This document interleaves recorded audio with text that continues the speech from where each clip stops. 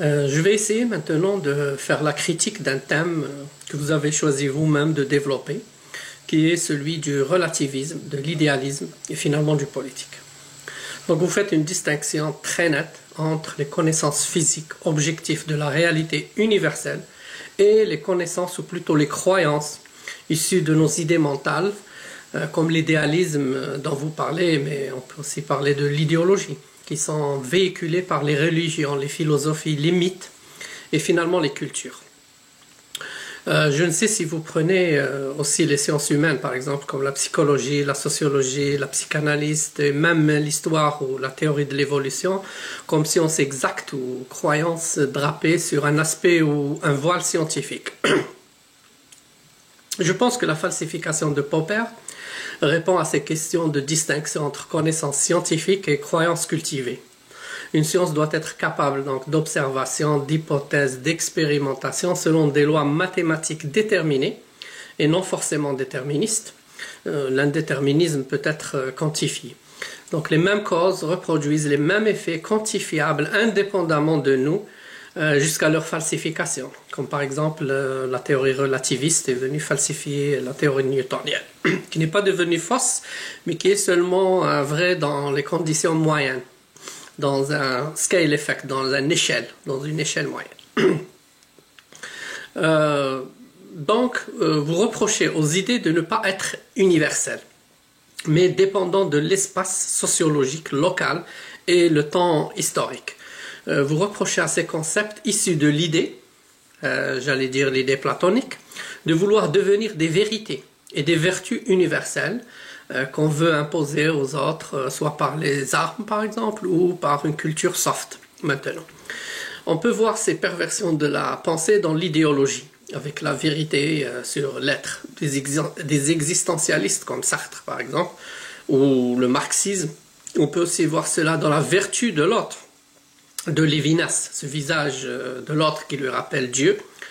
On rappelle aussi que le communisme, par exemple, veut utiliser les fondements des sciences humaines, par exemple la philosophie, l'économie, l'histoire, comme fondement au marxisme, qui elles aussi, elles veulent devenir aussi exactes. Je parle des sciences humaines qui veulent devenir aussi des sciences exactes. Vous attaquez l'idéalisme plus que l'égalitarisme qui, lui, ne vous dérange pas, comme non réaliste. Et vous définissez le réalisme et la vraie connaissance du monde comme une chose extérieure et indépendante de nous. À notre vie, à notre conscience, à notre mort, vous dites que tout ceci peut se démontrer par une simple observation directe de ce qui nous entoure. Vous pensez donc que les faits ne peuvent être socialement construits. Mais vous reconnaissez toutefois une petite interaction distordue car elle n'est qu'un pur reflet de la nature mais cultivée entre ma vision du monde et la réalité du monde. Cette reconnaissance pour vous est uniquement du côté de la représentation du monde mais pas de l'interaction. Donc il n'y a absolument pour vous aucune interaction possible entre le sujet et l'objet. Vous prenez donc comme raison, comme justification les sciences physiques comme la mécanique quantique pour cela. Donc vous parlez de la science physique comme une science certaine et vraie. Mais on le sait maintenant que notre science physique n'est plus certaine, elle n'est plus déterminée et elle n'est plus complète. Mais elle est incertaine avec Nicolescu. Elle est incomplète avec Gödel. Et elle n'est pas aussi simple, elle est complexe avec Edgar Morin. Et en réalité, toutes les sciences des fractales et du chaos que vous reprochez au postmoderne. Donc dire que les sciences sont indépendantes, par exemple, de nos mythes, de nos cultures, est aussi contredit par de nombreuses recherches et des chercheurs des sciences physiques même. Je pensais qu'après l'affaire Sokal faite donc aux idéologies et aux idéalistes, on pourrait aussi faire un petit procès contre l'approche objective, scientiste ou scientifique, physique, mathématique, des sciences dures auxquelles vous adhérez. Donc je vais essayer de contredire votre approche de science vraie, de la réalité, avec les mêmes arguments que vous avez utilisés pour défendre cette thèse. Avec les arguments de la mécanique quantique, avec les arguments d'existence de mythes dans non seulement les idéologies, mais aussi les sciences. Avec l'argument d'interaction entre choses physiques et les pensées mentales, et finalement avec la théorie de la complexité et du chaos. Si on prend la mécanique physique, le premier thème, mécanique physique par exemple quantique, ben le premier principe d'incertitude de Heisenberg nous affirme justement l'implication de l'observateur subjectif sur l'expérience. C'est pour ça que vous avez une incertitude. Donc l'expérience, elle est perturbée et non indépendante, quand vous l'affirmez. Dans la fameuse boîte noire de Schrödinger, on ne sait pas si le chat donc, il est vivant ou mort jusqu'à ce qu'on ouvre la boîte. Les équations de Schrödinger sont des ondes, ça veut dire des probabilités et non des fonctions déterministes. Ces probabilités ne mesurent pas un indéterminisme dû à la mesure, c'est-à-dire une incertitude due à la mesure, mais non, et c'est l'indéterminisme dû à une fonction intrinsèque de la physique, de la nature.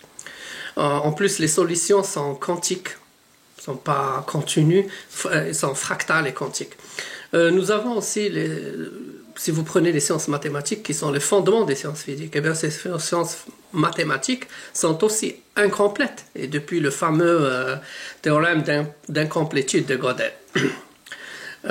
Ça c'est le premier point sur la mécanique quantique. On va maintenant au point sur les mythes qui infectent donc les sciences humaines ou les cultures, etc., mais qui, vous dites, n'existent pas dans les sciences exactes. Eh ben, Karl Popper, par exemple, dans son ouvrage Conjecture et réfutation, nous fait une affirmation fracassante. Il dit, historiquement parlant, toutes ou presque toutes les théories scientifiques trouvent leur origine dans les mythes, et qu'un mythe peut contenir des anticipations importantes de théories scientifiques.